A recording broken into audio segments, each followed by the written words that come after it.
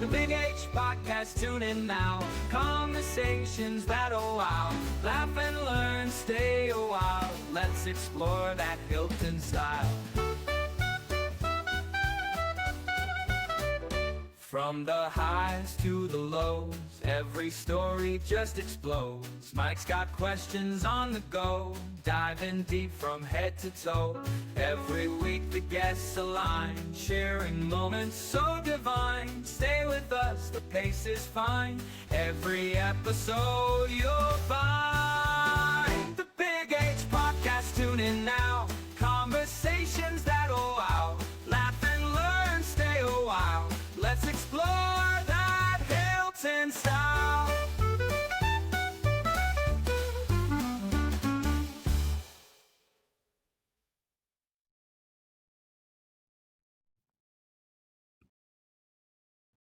Karen Hermance, president of the Sally Edelman and Harry Gardner Cancer Research Foundation. Thank you for being with me on the Big H Podcast. Oh, thank you for having me. This is great. Tell me a little bit about the history of the foundation that you've been made aware of, how long it's been in existence, and what it does for people. Okay.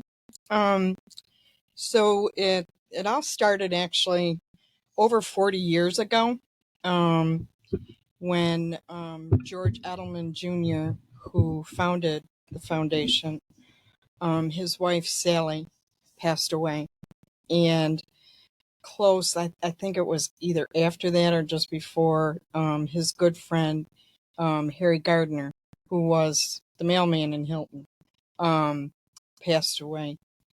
So George wanted to do something, raise some money, for cancer research, because back 40 some years ago, I think it was probably like 44 years ago, there wasn't a lot. We didn't have what we have today. So he wanted to do what he could to raise money for research and support that. So we did it through what we call grassroots fundraising. So we had bike-a-thons, walk-a-thons, euchre tournaments, men's golf, ladies golf, book sales, can sales, penny sales. And the really cool thing about that is this amazing town that they call the little town with the big heart. Everybody really pitched in and did their thing to actually get us to where we are today. So he owned the Arlington restaurant, so he had a pretty good reach of people to get them to join, whether it was golf outings or euchre tournaments, walkathons and such. But he started out of the business, and it kind of took off from there. His goal was, the one thing that he wanted all the money to go to research. He didn't want bricks and mortar. He didn't want to pay for administrative costs. So he wanted it to strictly go to research. So we started doing that, and he looked for places to put the money so that it would go into research. And fortunately, he started out doing it through United Way. But anybody that knows George, there was an additional administrative cost that went along with donations. Even though you had a farther reach in getting those donations, there was money that was going for administrative costs. So he backed out of that. He was only in it for a year, and he was in it for a year only because he had to be for that 1 year, right?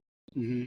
So he went to the University of Rochester and said, I want to do something for research.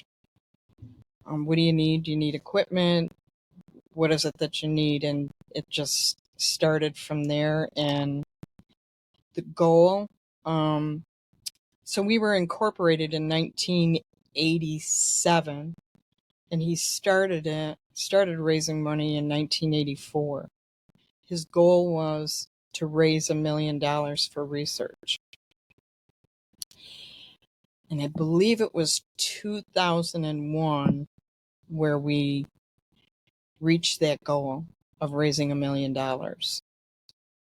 And as of today, we've given Wilmot Cancer Institute $1.6 million for research.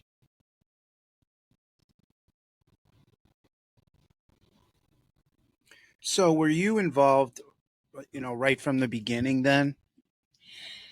I wasn't involved right from the beginning. I started doing fundraising probably, I don't know, maybe 15 years ago. Doing some of the events, and then I was elected to the board. Geez, I want to say maybe 2014. I took Bob Westcott's place. Mm-hmm. And then when George passed, prior to that, he asked me to take it over and continue his mission. Earlier in the podcast, you were saying, well, anybody that knows George, well, tell us a little bit about the type of person George was and what helped him in establishing this foundation. I think his drive and his determination. The one thing, when you take a look at, even when he was alive, he'd raised $1 million for cancer. But the one thing about him was he just was never one for pomp and circumstance. He didn't want the limelight. He just wanted to continue to do good. So he stayed in the background, which, I understand that. And, you don't want to be recognized for something like that. You'd rather see the results. But he was driven, and he really was hell-bent to get it done. And as a result, we've established some very strong partnerships with Wilmot Cancer Institute, and the foundation is very highly regarded. But George was just, the fundraising events that we had, they were always a lot of fun. Mm-hmm. Sometimes they were a little bit too much fun, but it always brought people back, and it was, it's just, it's like a outpouring of support and labor of love from these people in this village. It's just amazing the things that, the foundation got there because of the support of the people in Hilton. So you said sometimes those fundraising events were fun, sometimes a lot of too much fun. Tell me a little bit about how that fundraising did bring the community together, maybe giving me a couple of examples of this tournament or this walkathon or this golf tournament. Mm-hmm. One of the examples is we have the ladies golf tournament that my sister Cheryl Edelman runs. It's been going. This year will be I think it's our 44th year. And it's not like we've had a huge turnover of people. I mean, these ladies come out and they support the cause. We have one, Nancy Hendershot, who has played every single tournament. And it's funny because the first year that she won a prize, because she likes to win her prizes, she won fish hooks. So we last year we presented her with a special prize of fish hooks. So it was kind of funny.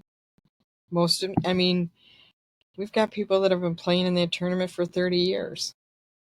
And no matter what it is, the fire department, they've supported George since he started. And they're still supporting us. I mean, the carnival, they have a fundraiser. That's their means of raising their funds. But they have a tip jar that they put out every year, and they give us a nice size donation. And they do it all, that's their fundraiser, and they're still giving. And so we thought that we had them last year. And we had a gala where we celebrated, where we had given $1 million. And we had finished our commitment, so we celebrated with that, and they were invited and presented us a check. And it's it's stuff like that how can you give up now? Mm-hmm.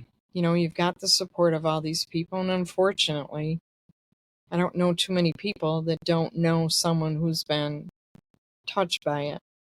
And God bless the fire department. They've lost some really good people because of cancer. So you just got to keep going. Tell me a little bit about George and his family. Clearly, that's your brother. It's my brother-in-law. Brother-in-law. Okay. Mm-hmm. Please tell me about your family. George, after George's first wife passed, he met my sister Cheryl, and they got married, and he had a daughter, Courtney. And George had 3 sons, Mike, Scott, and Mark. Mike and Scott still live in the village. And Mark lives in Virginia. But yeah, they're just, Courtney is on the board, and Cheryl's on the board. And George's sister, Margaret Farrell, is on the board as well, and Sue Corey, who was Sally's sister. So Sue and Craig are on the board as well. So we've really,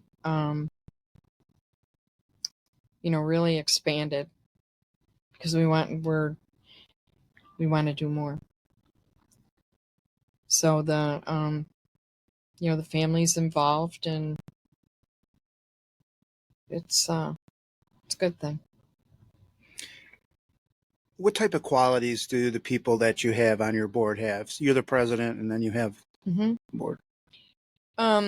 So Sue Corey, who is our secretary, her and her husband, who are both on the board, Craig Corey.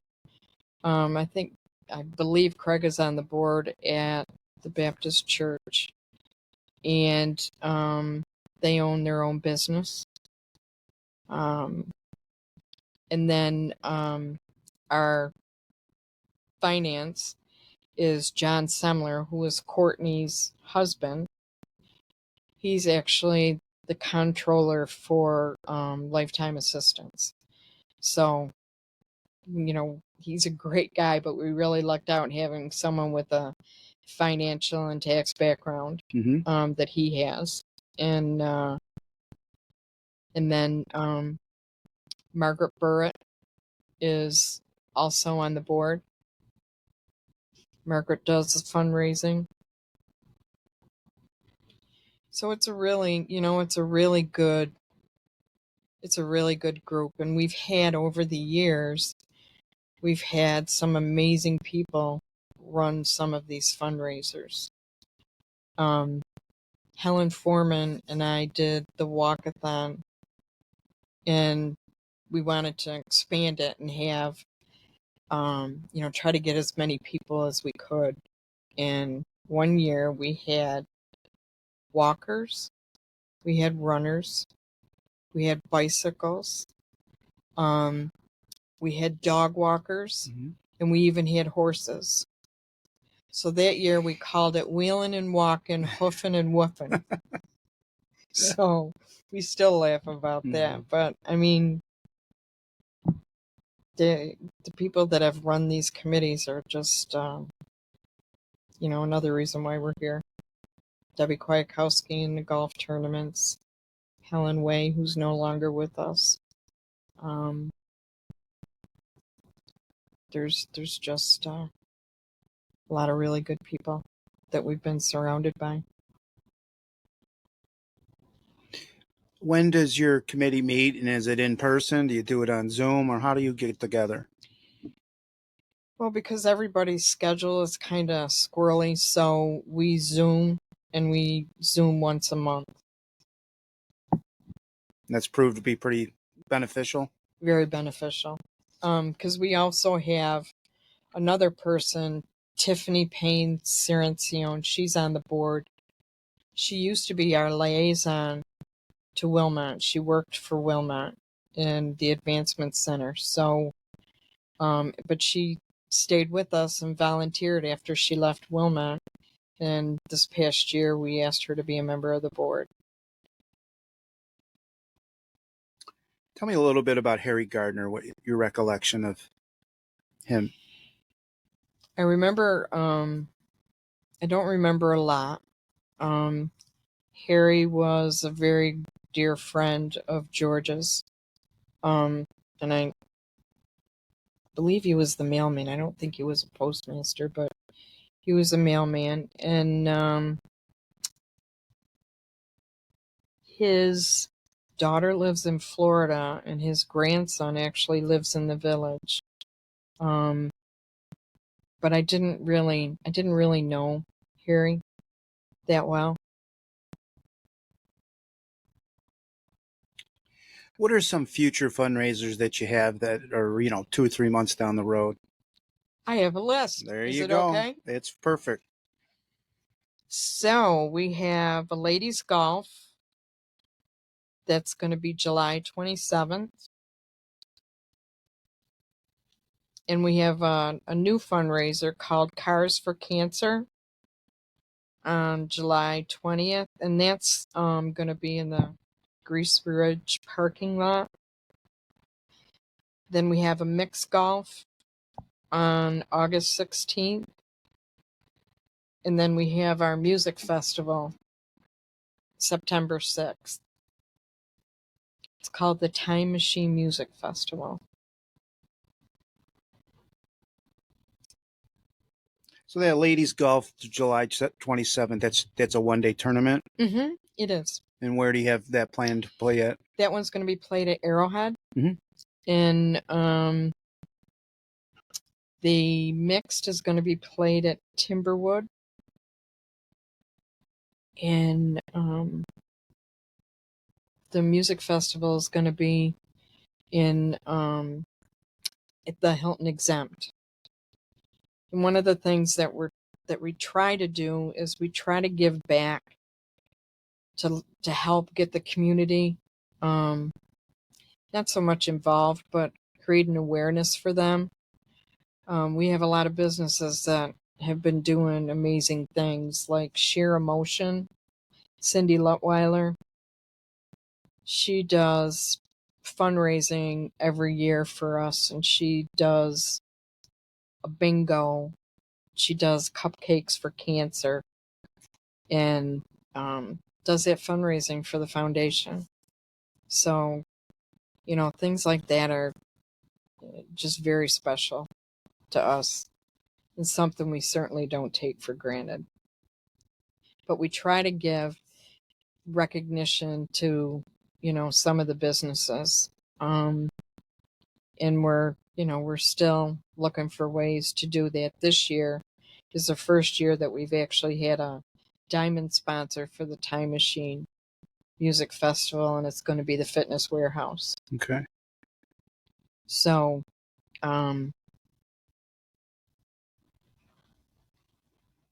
What type of bands? Do you know the bands that you're going to have at the Music Fest? yeah, we have the the Yacht Club, which plays a lot of the older music, but boy, do they get that crowd going, and they have a really good following. The Sandro Nero Band, and she plays all different kinds of music and is an amazing singer. And then we have, boy, another band. I apologize. I'm so sorry. It's all right. What type of music or genre is it? Is it country? I would say it's some of it's rock, some of it's old rock, and it features Donnie Mancuso, who is just went into the Rochester Music Hall of Fame. He was with Black Sheep. Nice. Yeah, and he's been with us every year. So has the Yacht Club, and so has Sandra Nero.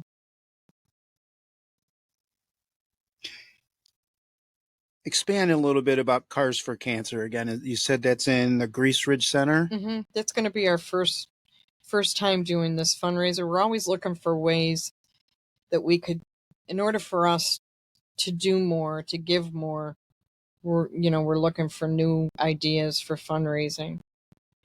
So Tiffany, who is on our board, her husband, she calls him a gearhead. So he loves old cars and goes to car shows. So she wanted to do Cars for Cancer. So this will be our first year, so we're kind of learning as we go and going around and talking to other people that are having these shows. So basically what it is people will pay an entry fee, like it's $20 a car, and they'll show their car off, and then there'll be some judging and some prizes. And so gearheads, bring your car there, pay an yeah, entry fee, and come around and take a look at all the local cars. Absolutely, yeah. And we have the entry fees, or the entry forms. We have them on our website, which is www.edelmancrf.com.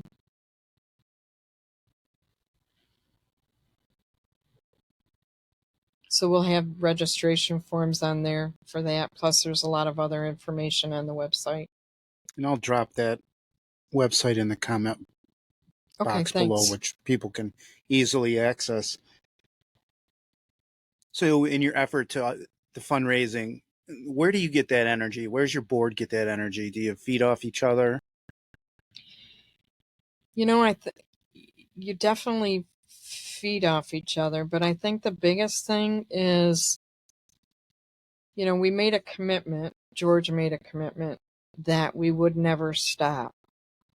And not every day, but just about every day, there's another reason to keep going. And, I've been fortunate enough to spend some time at Wilmette and run some,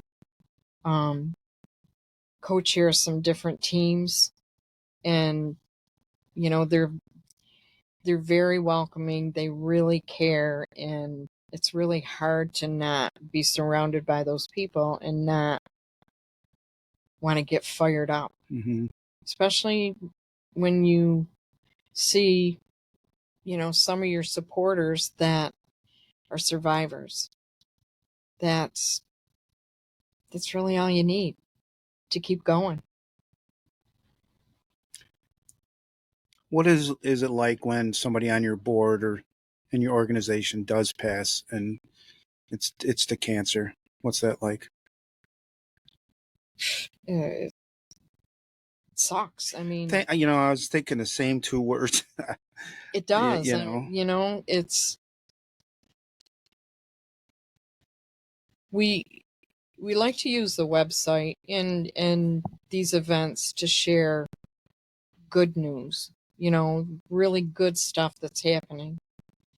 But as good as that stuff is, it's really hard if somebody's going through that, to really get out there and boast about all the good stuff that's going on, because there's still a lot of people that are suffering. And yeah, there's people are living longer. There's more hope because of clinical trials. But there's still a lot of work left to do. What are some plans that you have on the horizon to help survivors, people facing challenges? What would you like to do with that? Oh man. Well, one of the things that I've been fortunate enough to do with Wilmot is run some focus groups and talk to them about, what is it that when you were diagnosed, what is it that you needed that you didn't get? What is it that you didn't need that you got a lot of? So that we can start to help other people, that are going through this diagnosis. Because typically when somebody gets diagnosed, they glaze over. They're not paying attention. Not that they're not paying attention, but I mean, it's a terrible thing to even hear. So how do we help them get through that? And you do that through having better communication at the hospitals, patient navigators, people that they can buddy up with that knows what they're talking about. I can have all the empathy in the world, but I haven't gone through it. So it's not even fair for me to think that I do know. So would really like to do that. And I have some ideas, and one of them is I don't even know if it's a podcast, but to have a safe place where people can come, whether they're survivors, whether they're caretakers, and just talk about their experience, so that those of us that don't have it can learn how to respond to others that do. So I don't know when that's coming. I'm doing a couple focus groups for Wilmot, so I'm hoping that at some point I can do the same thing for our supporters here. Great idea. Tell me a little bit about those focus groups through Wilmot. Tell me about something that you chair or a session that you would be involved in. One of the things that I did was I wanted to have people don't always get a chance to talk to the researchers, the ones that are in the labs working all day trying to find, the next great idea. So we don't have a lot of contact because they're not out in the community. So the community doesn't know always what the researchers are doing, but the researchers don't always know how much they're appreciated. So I brought, I had a group of community members, different types of people, and we had we wrote what they call an RFA. It's a request for application, and it's a grant to do research, and it was called Our Voice, Your Science. So we had the first community group write a grant, and Wilmot funded it. They not only funded one, but they actually funded two, and that was pretty cool. I like that title, Our Voice, Your Science, because it's the people that receive the help, but the research, in a sense, they're in a lab and they don't sometimes, I think, see the fruits of their labor. No, they don't. And I was fortunate enough to take that Our Voice, Your Science. I was got a travel award to go to a preventative oncology group conference in Philadelphia, and I presented that, and I had some of the researchers there, and I said, we don't tell you enough how much we appreciate what you're doing, whether it's a good idea or a bad idea. And they were like, wow, it's, you don't know. Mm-hmm. And so I want to do something that brings community and the researchers together. As president, and with Sally Edelman, Mm-hmm. or excuse me, Karen Hermance, do you do a lot of traveling as president for No. your? No, not really. No, So a lot of it is local. it's all local. Mm-hmm. We don't do any traveling. It's all pretty much done here. Did you grow up in Hilton? I did. Okay. I graduated in 1974. That's all right. Yeah, and then went from high school to Kodak. So you entered the workforce right at 18, or did you? Well, I entered, I think it was like 21. Mm-hmm. Yeah, 21. And retired from there after 40 years. But fortunately, I'm thankful because a lot of the skills that I learned there, I'm using now. Okay. So I'm very appreciative of that. Expand on those skills and the jobs you did at Kodak. I was an operations supervisor for a time, and then then they switched me to a maintenance supervisor for the film flow. And maintenance is probably the furthest thing that you would think that I would do. The guys would never even let me touch a tool. It was a big joke, but yeah, it's all managing people and letting them do what they're good at, and project management and stuff like that. And you didn't have any college education or any? I had some college, but I didn't finish. Okay. Didn't finish. And I may be wrong, but you managed a lot of guys in your position, right? Oh yeah. Mm-hmm. What was that like? It was awesome, actually. In order to get respect, you got to give it. Mm-hmm. And I was really lucky. Still in contact with some of them today. Actually, last week in 2 different groups. We went out to breakfast or lunch, and it's just good people. If you let people do what they're supposed to be good at, Mm-hmm. then that helps. Tell me a little bit about then your family, any siblings or your mom and dad? Yeah, my mom and dad passed. Mm-hmm. And my one sister lives in Wisconsin, and my other sister, Cheryl, lives here in the village, just outside the village. I did read some information that you've retired from Kodak in 2019. Mm-hmm. What have you been doing since then, besides being president? It's got to be pretty big. Hobbies, interests? Well, aside from the foundation and Wilmot, that takes up quite a bit of time, but Mm-hmm. Love to jet ski. Mm-hmm. That was my gift to myself when I retired.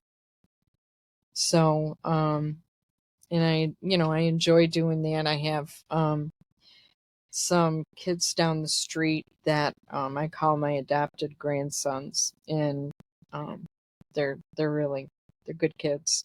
So we spend some time on the jet skis, and they're active sports, so I get to go watch them play sports. One of them is lacrosse, which they're in the sectionals on Tuesday, so that's They're pretty doing cool. pretty well, yeah. Yeah. Mm-hmm. He's a freshman. Really? So, yeah, he's starting. Well, my best of luck to that team because I know the mom of one of the players too. So, Oh, really? well, yeah. Yeah, I I hope hope they so take too. it all, you know. Do you go out on the water with them then and with Oh, your yeah. jet skis? Yep. Yep. They take good care of me. They make me toe the line. That's awesome. Yeah. That is awesome. Um, how could people reach you again? You got the email, and is there also a phone number too? Then that they Absolutely. Yeah. Anybody has any questions whatsoever, my phone number is 585-755-7270. I'll put that again in the comment box down below. Sure. Um, Oh, and I just joined the Hilton Alumni Association. oh, good. Yeah, with Nancy and Debbie Montrello and Bonnie Lupo. And Did you have good days at Old Hilton High School? I did. You I had did? some really good people. Good people? Yeah, yeah. Any that you remember or want to mention? Oh, I don't want to mention one and not the others. Well, you mentioned Bob Westcott. Was he teaching when you were there? I think he was. He was a teacher of mine when I went through. Really? I was mid to late 80s, yeah. So, Oh, wow. Yeah. but he was on the board and you took over his position, you said? He moved to Florida. Okay. Mm-hmm. Gotcha. Yeah. It's, yeah, we've had a lot of really good people on the board, that were homegrown from Hilton. Bernie Katie and Duke Wolfram, Bob Diedrich. Oh boy, I'm gonna get in trouble. You don't get in trouble, but you're mentioning names of the Dietrich name and Wolfram. I remember doing some painting at his house when I was in high school. Duke. Yeah. Yeah. Well, Karen, it's been great getting to know you. I look forward to getting your information out there. Thank you. In any way that I can help you with. Anything else that you want to bring to our wide array of audience? I guess the only thing that I would leave you with or leave them with is, there's no amount of words or gratitude that we could ever express to all of the people, businesses, supporters over the years that have been with the foundation, believe in the foundation. There's no words that we could say to show how much their support means to us. And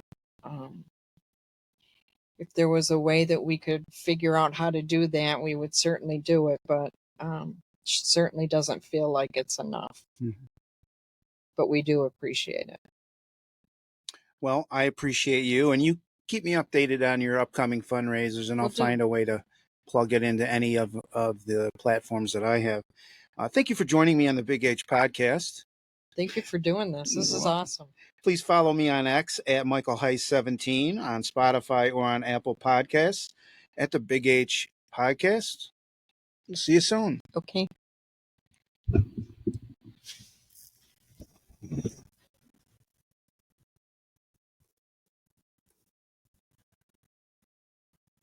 Okay. The Big H podcast, tune in now. Conversations that'll wow. Laugh and learn, stay a while. Let's explore that Hilton style. From the highs to the lows, every story just explodes. Mike's got questions on the go, diving deep from head to toe. Every week the guests align, sharing moments so divine. Stay with us, the pace is fine. Every episode you'll find. The Big H podcast, tune in now. Conversations that'll wow. Laugh inside.